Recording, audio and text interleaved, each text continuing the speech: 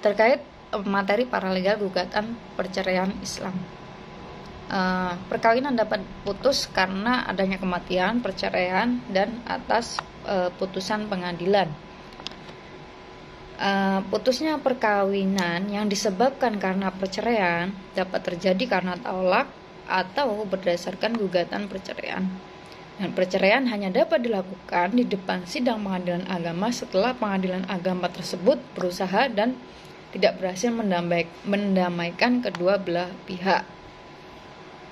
Nah, perceraian itu dapat terjadi karena beberapa alasan, yaitu misalnya ada zina, jadi salah satu pihak atau salah satu pasangan itu berbuat zina, pemabuk, penjudi, dan lain-lain yang tidak dapat disembuhkan.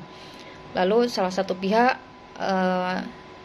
bisa karena selama 2 tahun berturut-turut tanpa izin itu meninggalkan pihak yang lain dan tanpa alasan yang sah, ya, karena dan hal lain yang di luar kemampuan. Atau salah satu pihak mendapatkan hukum penjara 5 tahun atau hukum yang lebih berat setelah perkawinan berlangsung. Lalu salah satu pihak melakukan kekejaman atau penganiayaan berat yang membahayakan pihak lain, ya, mungkin seperti KDRT, ya, bahasa lainnya. Lalu salah satu pihak mendapatkan cacat, ya, atau penyakit yang tidak dapat menjalankan kewajibannya sebagai pasangan suami istri. Lalu antara yang lain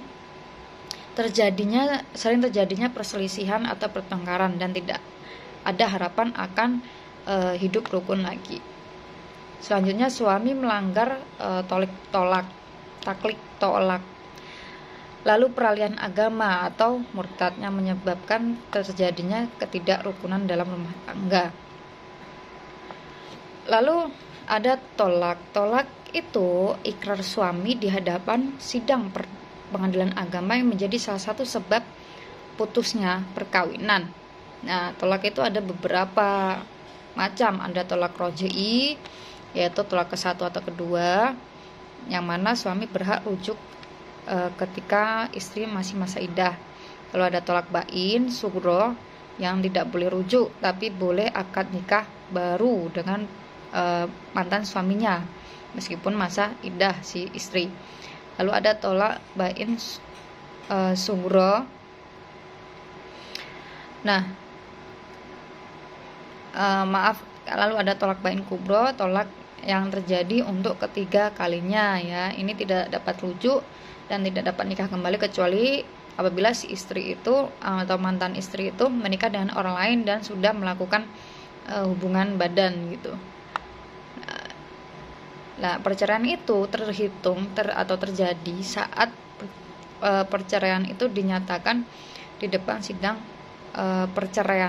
pengadilan, mohon maaf. Lalu li'an itu adalah menyebabkan putusnya juga perkawinan antara suami istri untuk selama-lamanya. Nah, li'an ini terjadi karena suami menuduh istri berbuat zina atau mengingkari anak dalam kandungan yang sudah lahir atau yang sudah lahir dari istrinya.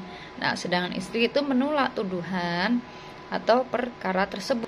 Dan li'an hanya sah juga apabila dilakukan di hadapan sidang pengadilan agama.